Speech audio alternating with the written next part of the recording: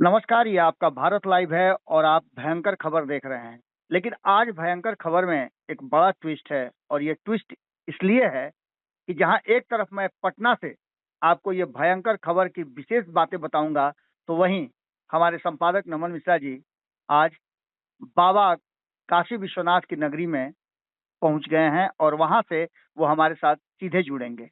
भयंकर खबर में जो चीजें हम आपके सामने रखने वाले हैं, जो बात बताने वाले हैं, उसमें एक बहुत बड़ा ट्विस्ट है। ट्विस्ट क्या है कि नीतीश कुमार कहा जा रहा था कि बहुत नाराज हैं और एनडीए और इंडिया के बीच में जो टक्कर हो रहा है उसमें नीतीश कुमार की नाराजगी असर डालेगी। लेकिन नीतीश कुमार ने 24 घंटे के बाद जब मुंह खोला तो बहुत सारी बातें कही और राजगीर से लेकर पटना तक जो घटनाएं हुई, जिस तरह के बयान आए और उसके बाद राष्ट्रीय जनता दल से भी जो बयान आया, वो बहुत कुछ कहानी को नई मोड़ की तरफ ले जा रहा है। इसी कहानी का एक और पहलू है कि नीतीश कुमार ने कहा है कि अभी देखते रहिए, बहुत सारे लोग हैं जो उधर से इधर आएंगे। इसी विषय पर बात करने के लिए हमारे साथ जुड़ गए हैं संपादक नमन मिश्रा जी। बहुत बहुत स्वागत है। जी बाबा। काशी विश्वनाथ की नगरी में आप हैं और वहां से डायरेक्ट आप बिहार की राजनीति पर नजर बनाए हुए हैं। क्या लगता है क्या होगा? देखिए, होना तो महादेव की कृपा से ही कुछ है। जी निश्चित तौर पर ये आपने बड़ी खबर दे दी दर्शकों को, और खासतौर पर उन राजनीतिज्ञों को जो मुझे जबरदस्ती बनारस भेजने के चक्कर में थे। जी इसी तरीके से दिल्ली के भाग से चीका टूटा है। जी जी लेकिन खैर, मेरा और महादेव का आप जानते ही हैं बाबा, रिश्ता संस्कार जो मिला है वो आप ही ने दिया है। जी बड़ी बात यह है कि नीतीश कुमार एक बहुत छोटी सी बात बोलकर निकल गए, जी और उस छोटी बात का इतना बड़ा असर था कि किसी ने उसको समझा नहीं। जी लेकिन नाराजगी तो निश्चित तौर पर है। जी नीतीश तेजस्वी के बीच सच पूछिए तो विगत जब से सरकार बनी है जी तब से पहली बार ऐसी स्थिति उत्पन्न हुई है जिसमें तेजस्वी यादव भी नीतीश कुमार को बराबर दवाई दे रहे हैं। जी यानी जितना अगर नीतीश कुमार तेजस्वी यादव को परेशान करेंगे या टॉर्चर करेंगे, या अगर ऐसी परिस्थिति पैदा करेंगे कि उनके लिए असहज हो जाएगा माहौल, तो तेजस्वी भी अब उस स्थिति के में आने के लिए तैयार हो गए हैं। मैंने कहा था अपने विश्लेषण में, two can play that game. जी दो लोग उस खेल को खेल सकते हैं, दोनों से खिला सकता है। जी अब समस्या क्या है कि तेजस्वी यादव उस स्थिति में नहीं है कि वो नीतीश के बिना सरकार बना लें। जी जी उनके पास दो ही ऑप्शन है, या तो नीतीश कुमार को छोड़ दें जी या नीतीश कुमार के साथ रहकर सत्ता का आनंद लेते रहें। नीतीश कुमार जो चाहे वो मानते रहें। अगर नीतीश कुमार को छोड़ते हैं तो फिलहाल 2025 तक वापस सत्ता में आने का कोई रास्ता नहीं दिख। जी अब इसकी वजह से होता क्या है कि नीतीश तेजस्वी के बीच एक रिस्पेक्टेड रिलेशनशिप बनता है, क्योंकि दोनों की आवश्यकता है। फिलहाल भाजपा भी नीतीश कुमार को एक्सेप्ट करने की स्थिति में नहीं है जी कि हमने स्थापित कर लिया लगभग। जी तो ऐसे में दोनों के पास ऑप्शंस नहीं है। तो अगर रास्ता ऐसा उत्पन्न होता है कि आगे चल के दोनों में से किसी को ऑप्शन मिलता है, जो कि फिलहाल संभव नजर नहीं आ रहा है, तो वैसे परिस्थिति में अलग कुछ हो सकता है। लेकिन अभी नीतीश कुमार और तेजस्वी के बीच में जो तलवारें खींची हुई हैं, और बेंगलोर वाले अधिवेशन के बाद छोटा सा मामला है, कोई बहुत बड़ा मामला नहीं था। नीतीश कुमार जिस तरीके से बेंगलोर से नाराज होकर निकले हैं, तेजस्वी यादव को उस बात से ऐतराज था कि हर जगह आप इस तरीके से नहीं कर सकते। विपक्ष का एक कुंबा है और उस पर बहुत कुछ डिपेंड करता है। तेजस्वी की भी आगे की रणनीति, तेजस्वी का भविष्य उस पर डिपेंड करता है। अब हर बार नीतीश कुमार अगर विवाद का मुख्य कारण खुद बन जाएंगे तो ये विपक्ष का कुंबा कभी बनेगा नहीं, और जब बनेगा नहीं तो तेजस्वी की ताजपोशी नहीं होगी। नमन जी, यहाँ नमन जी नीतीश कुमार के कुर्सी से आगे बढ़ने से जुड़ा हुआ है। जी नमन जी, एक और इसमें बड़ा महत्वपूर्ण बात सामने आ रही है कि नीतीश कुमार जहां एक तरफ राजगीर जाते हैं, अकेले जाते हैं, जो खबरें आपने कल ही दिया था, और अकेले जाने के बाद वो वहां अपने आप को अकेला महसूस करने लगते हैं और सीधे भागे भागे आते हैं लालू प्रसाद के पास। इस बात को लेकर के जहां कई बार बात करने की कोशिश की गई विभिन्न दलों से, जदयू और आरजेडी के लोग इस पर मुंह खोलने के लिए तैयार नहीं थे, तो वहीं आज दोनों ही खेमे से मुंह खोला गया है। जहां एक तरफ जदयू ने इस बैठक को या मीटिंग को बहुत ही सामान्य सी बात बताई है, वहीं दूसरी तरफ राष्ट्रीय जनता दल की तरफ से कहा जा रहा है कि ये गोदी मीडिया है, जो भाजपा द्वारा प्रायोजित हैं वो इस तरह का खेल जो है वो कर रही हैं और इस तरह के बातों को प्रचारित कर रही हैं। इसको आप किस तरह से देखते हैं? क्या सब कुछ ठीक ठाक है महागठबंधन में, या फिर उसको छुपाने के लिए मीडिया पर दोषारोपण किया जा रहा है? तो जदयू के जो प्रवक्ता हैं जी, उनको तो कम से कम ज्ञान भी है, पढ़े लिखे हैं। मुझे लगता है राजद के फिलहाल बिहार में ऐसे कोई प्रवक्ता नहीं है जी, जो हमारे राजनीतिक बौद्धिक स्तर का जी, सामना भी कर सकते हैं। तो ऐसे बत्तखों का जवाब मैं नहीं दूंगा। जी, फिर बत्तख को लगता है कि उसके आसमान में उड़ जाने से बारिश होने लगती है, तो ये भ्रम वो पाल। मैंने तो कहा ना कि हर बात पे इनके पास जवाब यही है, गोदी मीडिया। मैं निश्चित तौर पर मानता हूँ कि देश में गोदी मीडिया है जो अदानी और अंबानी के पैसे से प्रोसेस होता है और जो नरेंद्र मोदी को हमेशा कोई गलती भी करते हैं तो स्टार बनाने में लग जाता है। लेकिन यूट्यूब पर वैसे चैनल नहीं है। यूट्यूब एक फ्री प्लेटफॉर्म है जहां हम ना तो भाजपा की बात करते हैं, ना हम तेजस्वी की बात करते हैं, ना नीतीश की बात करते हैं। अब आप सत्ता में आए हैं तो आप कहते हैं गोदी मीडिया। कल तक आप कहते थे कि नीतीश कुमार ने इतना प्रेस को हैंडल कर लिया है कि बिहार के किसी भी खबर चैनल में हमारा खबर नहीं चलता। तेजस्वी यादव ये रो रहे थे, हम अब नहीं रो रहे। और तेजस्वी यादव को मैंने तब भी कहा था पंचनामा के माध्यम से, आपको याद होगा बाबा, कि तेजस्वी तुम डरो मत, तुम एक युवा हो, तुम्हारे साथ हम सभी खड़े हैं, तुम काम करो, तुम इन व्यर्थ के लफड़ों में मत पड़ो। हम जब तक भारत लाइव है तब तक तुम्हारी खबरें चलाएंगे। और यूट्यूब पे बहुत ज्यादा चैनल है, तो हम ही थोड़ी हैं। लेकिन ये कह देना सत्ता में आने के बाद, सब धोकर पी जाना कि नहीं मैंने लोग गोदी मीडिया है। अरे आपसे सवाल पूछेंगे तो गोदी मीडिया हो जाएंगे? जवाब दीजिए।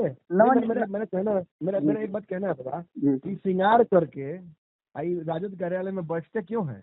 नया हाकिम जो बने हैं तो 4 लाइन शुद्ध बोलने नहीं आता है।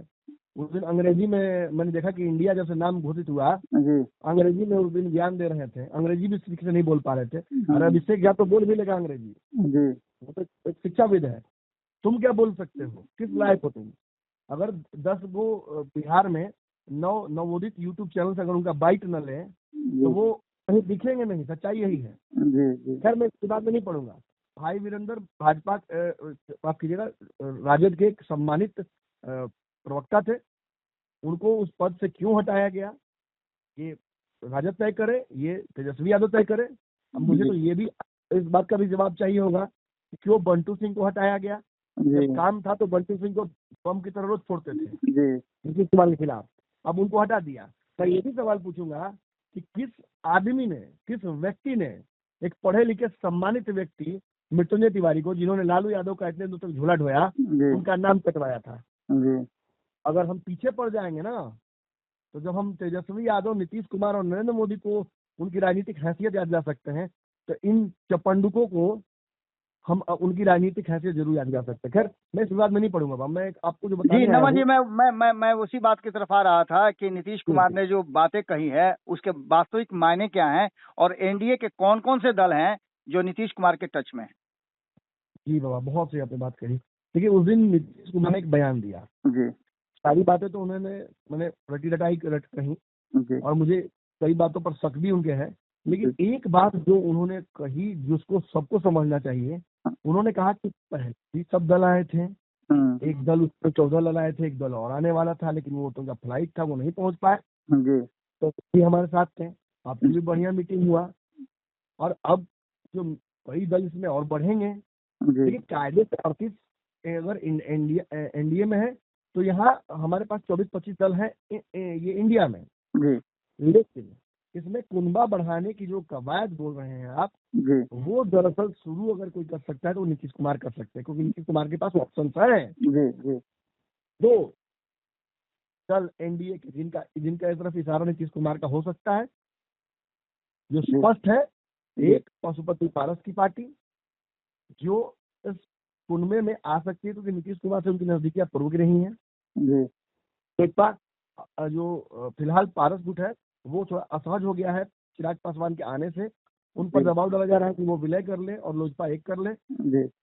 ऐसे में उनकी सीट भी छीनी जा रही है हाजीपुर। तो ऐसे में हो सकता है कि एक बड़ा फैसला, वाइज फैसला ले पशुपति पारस किसी वक्त और उसकी वजह से क्या होगा, उसकी वजह से ये होगा कि नीतीश कुमार का एक और दल बढ़ सकता है।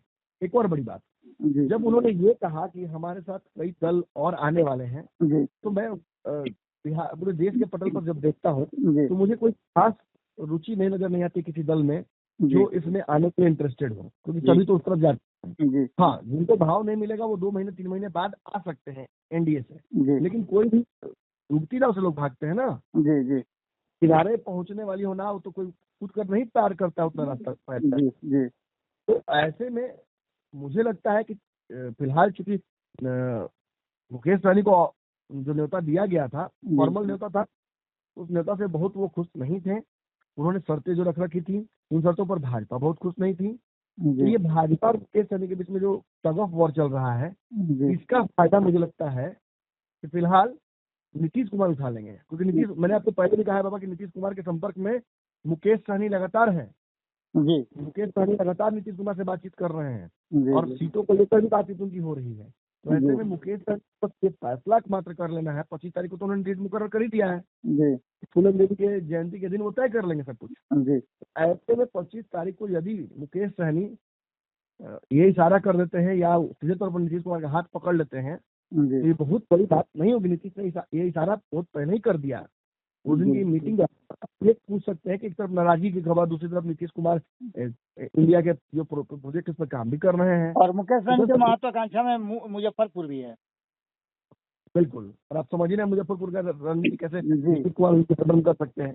देखिए, बड़ा सवाल ये है, एक मैं और जवाब देना चाहूँ दर्शकों के लिए, कि दर्शकों के मन में जहन में ये बात आएगी कि अरे एक तरफ आप कहते हैं कि वो इंडिया नाम से खुश नहीं है, वो नाराज है, वो तेजस्वी से उनका चल रहा है, वो विपक्ष के कुनबे में बहुत इंटरेस्टेड नहीं है, मरता क्या ना करता। बिल्कुल, अब उनके पास ऑप्शन क्या है? बिल्कुल ना यहाँ मरना, यहाँ इसके सिवा जाना कहाँ। अब इंडिया जो बन गया है वो उनको पसंद आए बना है, कुछ दिन तक तो नीतीश कुमार को इंडिया में बने रहना पड़ेगा। क्यों? क्योंकि इंडिया के निर्माण के साथ कांग्रेस ने अपनी जो बादशाहत है फिर से विपक्षी खेमे में कायम कर ली है। नीतीश कुमार को इससे असहजता हो सकती है, लेकिन इसको कांग्रेस को इससे कोई फर्क नहीं पड़ता है। कांग्रेस को और विपक्ष के कुनबे में अपना हिस्सा लेने के लिए, देखिए विवाह होता है कभी कहीं, किसी घर में डिनर टेबल होता है, परिवार के लोग एक साथ बैठते हैं, थाली में बैठ के एक साथ खाते हैं खाना। हमारे यहाँ ऐसा नहीं होता है, जो जब आता है तब खाना खाता है। अंदर है जो जब फ्री हुआ वो खाना खा लेता है। तो ऐसा है कि जब जो फ्री हुआ, अगर मान ली इसमें कोई बहुत लेट फ्री हुआ तो वो तो खाना खुद से निकाल के ही ना खाएगा। बिल्कुल वो स्थितियां बन गई हैं। तो नीतीश कुमार की वही स्थिति बन गई है, नीतीश को खुद से खाना निकाल के खाना पड़ेगा, लेकिन वो बिना खाए तो नहीं सो सकते हैं। विपक्ष के कुनबे में भाजपा की तरफ प्लेट में सजा के तो उनको नहीं दिया जाएगा। चलिए आपने लगभग ये सारी चीजें क्लियर कर दी। और नीतीश कुमार में पोटेंशियल है, लेकिन आज सुबह से एक चर्चा नमन जी चल रही है, मैं आपको भी बता दूं, क्योंकि आप बिहार से बाहर हैं, कि एक गाना बहुत ज्यादा तेजी से आगे बढ़ रहा है कि तुम इतना जो मुस्कुरा रहे हो, क्या गम है जिसको छुपा रहे हो, आंखों में नमी हंसी लबों पे क्या हाल है, क्या दिखा रहे हो। इसकी शुरुआत आज सुबह से ही हुई है और इसको लेकर के दो बड़े दिग्गज जो हैं राजनीति के, एक तरफ केसी त्यागी और दूसरी तरफ सुशील मोदी, इसकी चर्चा कर रहे हैं। वहीं आपको एक और इम्पोर्टेंट बात बता दूं नमन जी, कि नीतीश कुमार के कुनबे के एक बहुत ही महत्वपूर्ण व्यक्ति आज हमारे स्टूडियो में आए थे। उन्होंने नीतीश कुमार की जमकर तारीफ की, लेकिन नीतीश कुमार के राष्ट्रीय जनता दल की तरफ फिर से जाने को लेकर के उनकी नाराजगी बहुत बड़ी थी। और उन्होंने यहाँ तक कहा कि आने वाले समय में जो लालू प्रसाद का गढ़ कहा जाता है छपरा, वहां से एक बड़ी शुरुआत होने जा रही है। और ये शुरुआत 39 सीटों में सबसे पहले है, जहां से कहीं ना कहीं भारतीय जनता पार्टी अपने बिगुल फूकेगी। खैर चलिए, इन सब बाबा हम बिहार में अगर भाजपा को जानते हैं तो भाजपा द्वारा सामने लाए गए चेहरे सम्राट चौधरी को जानते हैं। एक पत्रकार, हम प्रोटोकॉल फॉलो करने वाले लोग हैं। हम अगर बिहार में राजद को जानते हैं तो हम जगदानंद सिंह के माध्यम से जानते हैं, तो हम प्रोटोकॉल बनाए उसका हम फॉलो करते हैं। अगर हम बिहार में जदयू को जानते हैं तो उमेश कुशवाहा के माध्यम से जानते हैं, जिन्हें प्रोटोकॉल दिया गया है। और कोई बत्तख आकर अगर डाली पर खुद से बैठ जाए रोहतक की तरफ माइक भिड़ाने वाला भारत टाइप तो नहीं है। जी जी, चलिए बहुत बहुत धन्यवाद आपका। दर्शन कीजिए और दर्शन करके सकुशल वापसी कीजिए, और बिहार सहित उन सभी लोगों के लिए दुआ मांगिए जो इस असमंजस की स्थिति में फंसे हुए हैं और बिहार की बेहतरी चाहते हैं। बहुत बहुत धन्यवाद। अगर ये वीडियो पसंद आई और वह बिहार के राजनीति और बिहारियत से सरोकार रखेनी तो सब्सक्राइब बटन दबा के चैनल के सब्सक्राइब कर ली। ओजे एगो घंटी बा, ओकरा बटन दबा देला से कुल सटीक और मारक खबर रुआ मुफ्त में मिल जाई। अगर रुआ पत्रकारिता के हमनी के नया प्रयोग में सहयोग कर चाहतानी तो ज्वाइन बटन दबा दी। पेटीएम नंबर नोट कर ली 9386816700। धन्यवाद।